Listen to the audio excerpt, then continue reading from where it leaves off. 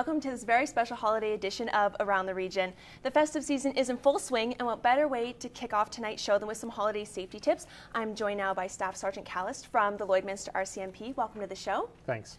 So tell me, this time of year, what are some of the biggest things that people should take caution with? Well, from a police perspective, we always encourage people not to drive impaired. We still see a lot of impaired driving on the roadways, which is certainly not acceptable, and it is not something that we want to see. We're going to be having our Operation Christmas Driver program, which is now underway, so you're going to see an increased number of check stops in the city. And then from a security perspective, we just caution people to keep their doors locked at home. With presents under the tree, that can be a very attractive target to thieves. And then when they're out and about, to keep their cars locked and take the keys with them. So just common sense precautions that we always stress. With the check stops, you guys obviously are looking for impaired driving. Are you checking for seatbelts or other things as well? Yeah, we will be checking for any violations of the Motor Vehicle Act.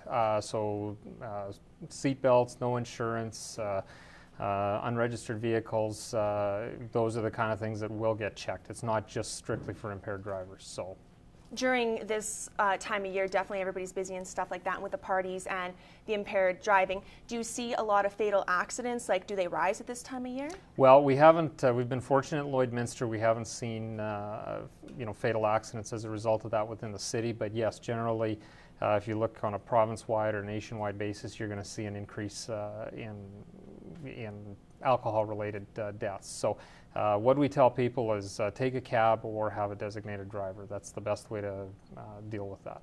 Now, your advice when you have people over at your house or you're at a party and somebody has been drinking and insists on driving. There's always a few people who insist like they're fine, they're fine. What is your advice to stop them or prevent them from getting in their vehicles? Just if they're friends, they should hopefully listen to you. Otherwise, if you can take their keys and delay them a little bit or offer to call them a cab and pay for it, that's always a good recourse. And so barring that, if they do insist on driving impaired, then a call to 911 is not inappropriate, and we would encourage that. Do you guys see a lot of calls being made to 911? For impaired drivers, generally, yes. Leaving parties, not so much, but I think, again, it's just if a friend is telling you not to drive, that's usually a pretty strong indicator that you need to take a cab. So.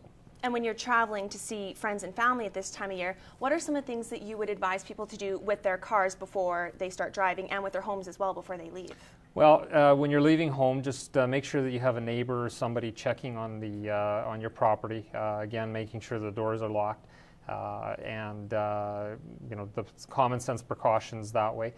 When you're heading out on the road, make sure that your vehicle is well maintained and dress for the weather. I know it's been nice, but we always tell people to have some extra clothing or whatever in the car in case you do break down, so that if you have to walk for help or any distance, you're not subject to the extreme temperatures.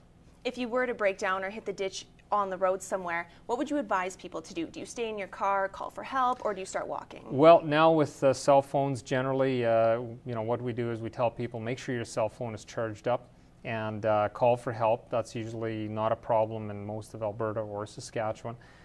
So sticking with the vehicle is really the smarter thing to do, because somebody will likely stop and help you out. Is there, once Christmas is over and all the presents are unwrapped and stuff like that, and people are disposing of the wrappings and boxes and stuff like that, are you putting yourself at risk if you have your cardboard and your recycling for people to see when they're driving by? Certainly you can. If you have a big screen TV or something like that you've gotten, I would probably not leave that out on the curb for the recycling to come and pick up. It might be something you want to take to the dump yourself, but certainly anything that gives a person an idea of what's in your home may cause you to be a target. So we just, again, tell people just to kind of think about what they're putting out curbside, and it'll probably be okay if you use some of those common sense precautions. Well, thank you very much for all these excellent holiday tips and stuff like that, and thank you very much for being on the show, and definitely have a safe and happy holidays. Thanks. Merry Christmas to you. Thank you. Stay tuned. Up next, we have your regional wrap-up.